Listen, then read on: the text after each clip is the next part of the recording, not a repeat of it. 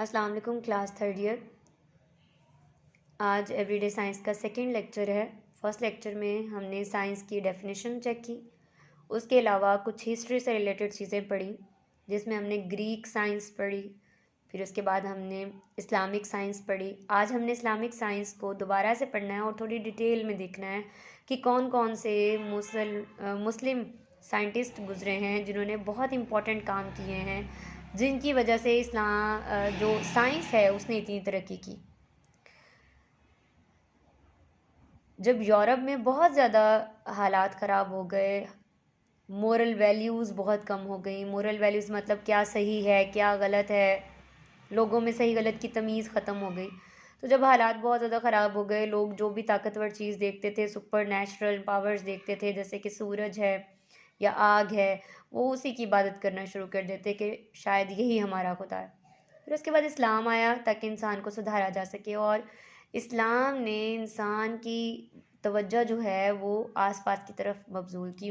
इस्लाम ने उसको इनकरेज किया कि आसपास जो कुछ हो रहा है उसको एक्सप्लोर करें, उसको जांचें, जांच पड़ताल करें। जो यहाँ पर जो मुख्तलिफ साइंसदान आए उसमें हमने कुछ के बारे में पढ़ना है जो कि हमारा सिलेबस का पार्ट है।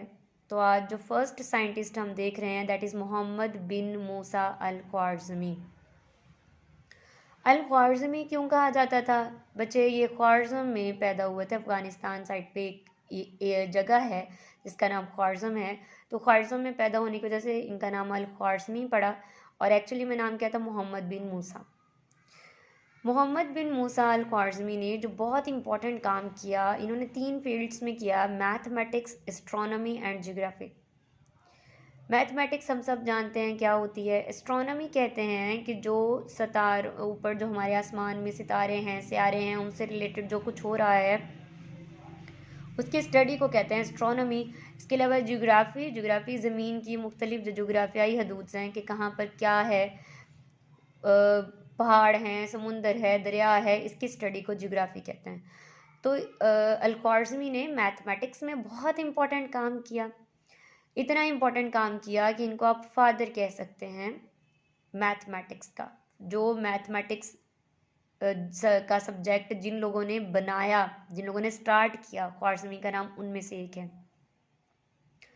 अरिथमेटिक्स में काम किया, ये जो हम नॉर्मल मैथमेटिक्स कर रहे होते हैं। अलजबरा में काम किया, एस्ट्रोनॉमिकल टेबल्स बनाए।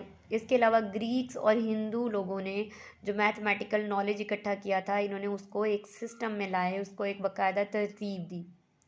इसके अलावा एक बुक लिखी जिसका नाम था हिसाब अलजब्र वल मुकाबला, और ये एक ऐसी बुक थी कि जो इतनी इम्पोर्टेंट थी कि बहुत सालों तक, 16वीं सदी तक यूरोप की यूनिवर्सिटियों में मैथ के लिए पढ़ाई गई। स्टैंडर्ड बुक थी, इम्पोर्टेंट बुक थी, इसलिए ये बहुत सदियों तक यूनिवर्सिटीज़ में पढ़ाई गई मैथमेटिक्स के लिए। इसके अलावा ज्योग्राफिकल साइंस की बुनियाद रखी अरेबिक में। अरेबिक लोगों में ये रिवाज नहीं था ज्योग्राफी को स्टडी करना, अल ख्वारिज़मी ने ये इसकी बुनियाद रखी। कुछ इम्पॉर्टेंट बुक्स हैं, आप लोग इनके नाम याद करेंगे, जैसे हिसाब अल हिंदी थी, अल जमा वल तफरीक, किताब अल अमल बिल अस्तरलब, किताब अमा ऑफ अस्तरलब, किताब सूरत अल अर्द। थोड़े से अजीब से नाम हैं क्योंकि ये अरेबिक में हैं, तो इसलिए, लेकिन इसको आपने ऐसे याद करना है। हर साइंटिस्ट की एटलीस्ट आपको बुक्स पता होनी चाहिए कि इन्होंने कौन कौन सी बुक्स लिखी। जितने भी हमने साइंटिस्ट पढ़ने हैं, कम से कम 5 से 6 जो पॉइंट्स हैं वो आपको आने चाहिए। ये इम्पॉर्टेंट है ताकि अगर किसी पर भी क्वेश्चन आता है तो कम से कम 4 से 5 पॉइंट आपको मार्क्स दे देंगे। जाबिर बिन हयान बड़ा ही इम्पोर्टेंट केमिस्ट गुजरा है।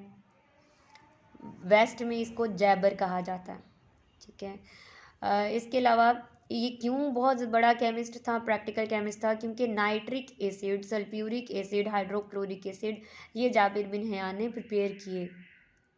आप लोग इनके आर्ट्स के स्टूडेंट्स हैं तो हो सकता है कि ये सब नाम आपके लिए थोड़े से मुश्किल हों, लेकिन बेटा ये याद करने हैं, ठीक है। ये ऐसे केमिकल्स हैं जो कि आज भी बहुत ही ज़्यादा इम्पोर्टेंट हैं। केमिस्ट्री इनके बगैर कुछ नहीं है। तो आप ये कह सकते हैं कि जाबिर बिन हयान जो है वो केमिस्ट्री का गॉड फादर था, क्योंकि इसने बहुत काम किए। एक तो इसने ये बहुत 3 इंपॉर्टेंट केमिकल्स बनाए, फिर इसके बाद मुख्तलिफ टेक्निक्स केमिस्ट्री केमिकल के लिए इस्तेमाल की जाती हैं, कैल्सिनेशन, रिडक्शन, डिस्टिलेशन, इसने वो सारी ईजाद की। इसके बाद इन्होंने मेटल को रिफ़ाइन किया, साफ़ सुथरा किया, क्योंकि मेटल जब हम लेते हैं तो उसमें बहुत ज़्यादा नाखालिसपन होता है, बहुत ज़्यादा इम्प्योरिटीज़ होती हैं, तो इन्होंने मेटल्स को रिफ़ाइन किया।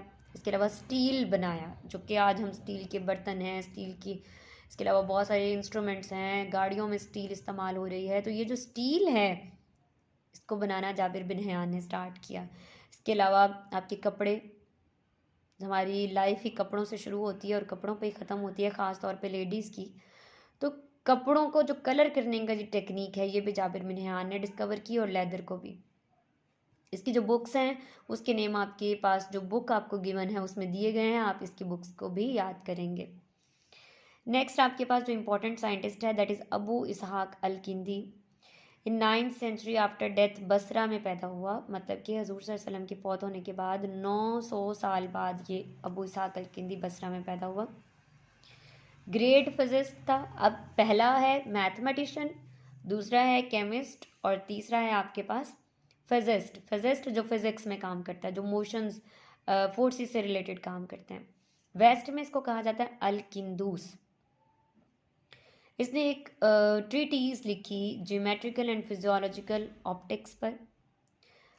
इसके अलावा मेटेरोलॉजी क्या है? मेटेओर्स जो होते हैं, ख्याल ये किया जाता है कि खला में जो सितारे मौजूद हैं वो टूटते हैं। जब वो टूटते हैं तो वहाँ से एक सॉलिड रॉक टाइप चीज़ बनती है, जैसे कि पहाड़ी छोटी सी हो, उसको कहते हैं मेटेओर।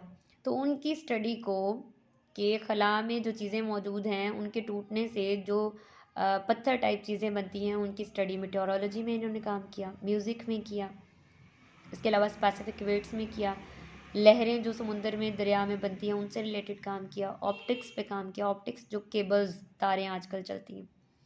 इसकी बुक्स ये 2 हैं जो कि बहुत इंपॉर्टेंट हैं, आप इन 2 बुक्स को भी स्टडी करेंगे। तो आज हमने इन 3 साइंटिस्ट को किया, इन तीनों को अच्छे से याद कर लें, बुक में बाकायदा नोट्स लिखे हैं, आप लोग वहाँ से करें। ये जो आपके पास इस तरह से रिटन फॉर्म में मैं लिख के दिखाती हूँ वो इसलिए ताकि आपको आसानी हो, लेकिन आपने ऐसे नहीं याद करना, अपने बुक से याद करना है जो बुक आपको शेयर कर दी गई है। इसके अलावा अगर कोई प्रॉब्लम हो तो आप लोग पूछ सकते हैं। अब कुछ दिन तक हमने ऐसे ही साइंटिस्ट सारे याद करने हैं, तो 1 बाय 1 करके टाइमली इसको साथ साथ याद करते रहें।